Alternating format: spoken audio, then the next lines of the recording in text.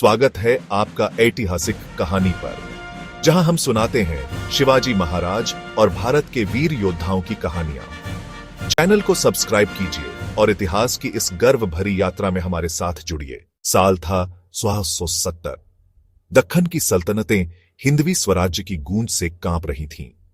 छत्रपति शिवाजी महाराज का सपना सिर्फ जमीन जीतने तक सीमित नहीं था, बल्कि हर मराठा को सम्मान और स्वतंत्रता का हक दिलाना था। महाराज ने जमीन पर तो विजय पर विजय पा ली थी, लेकिन हिंदुस्तान की पश्चिमी तटरेखा पर एक और शक्ति का राज था। समुद्र पर पुर्तगालियों और जंजीरा के सिद्दियों का दबदबा एक खुली चुनौती था। उनके जहाज मराठा व्यापार और तीर्थयात्रियों के लिए खतरा थे, और इस अभिमानी समुद्री ताकत का सबसे शक्तिशाली प्रतीक था उत्तर कोंकण की राजधानी, पुर्तगाली जिसे बसेन कहते थे, हमारा वसई का किला। शिवाजी महाराज जानते थे कि समुद्री अधिकार के बिना स्वराज्य अधूरा है। उनका महान सपना था धरती और समुद्र दोनों पर मराठा साम्राज्य का भगवा झंडा लहराना। इसी दूरगामी सोच के साथ महाराज ने रायगढ़ में एक गुप्त सभा बुलाई। उनके सामने बैठे थे उनके वो शूरवीर सरदार, जिनकी तलवारों ने कई लड़ाइयों का रुख मोड़ा था। माहौल में गंभीरता थी। महाराज की आंखों में एक दृढ़ संकल्प था। जब उन्होंने नक्शे पर वसई की ओर इशारा किया, उनकी नजर में वसई सिर्फ एक किला नहीं, बल्कि स्वराज्य के लिए समुद्र का दरवाजा था। यह अरब सागर के व्यापार मार्गों का केंद्र था, पुर्तगालियों की अकूत दौलत का स्रोत और स्वराज्य की सुरक्षा के लिए एक स्थायी खतरा। इसे जीतना मतलब यूरोप की एक बड़ी शक्ति को सीधे तौर पर चुनौती देना था। महाराज का आदेश मिलते ही स्वराज्य की सैन्य शक्ति जाग उठी।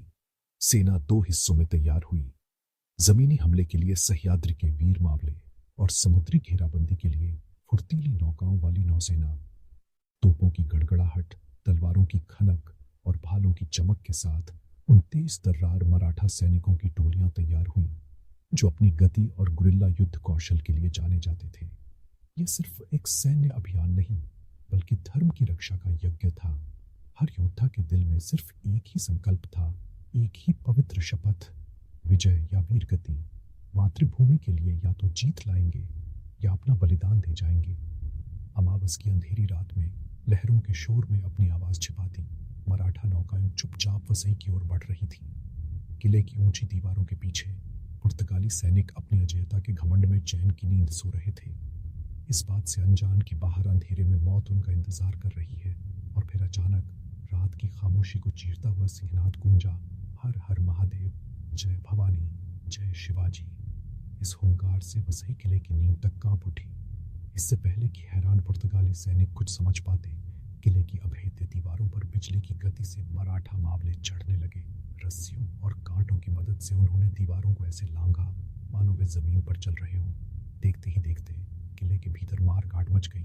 मराठा तोपें बाहर से आग उगलने लगी, तलवारें टकराने लगीं और वसई का विशाल किला एक धधकती हुई युद्ध भूमि में बदल गया।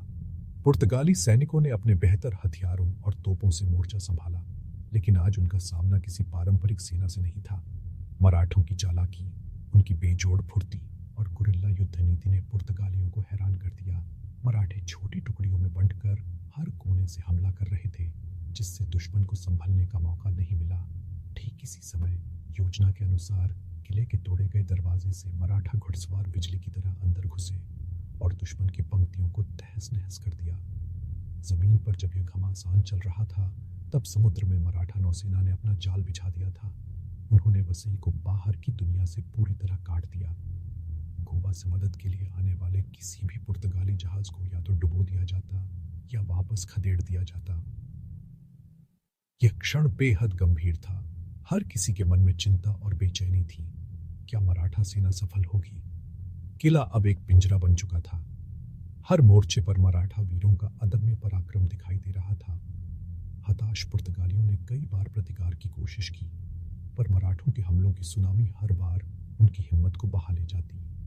कई दिनों के भीषण संघर्ष के बाद पुर्तगालियों का साहस जवाब दे गया और उन्होंने हार मान ली। और फिर वो ऐतिहासिक क्षण आया जब उगते सूरज की पहली किरणों के साथ वसई किले की सबसे ऊंची दीवार पर पुर्तगाली ध्वज नीचे उतारा गया और उसकी जगह हिंदवी स्वराज्य का भगवा झंडा गर्व से लहराया। यह सिर्फ एक किले की नहीं, एक विचारधारा की जीत थी।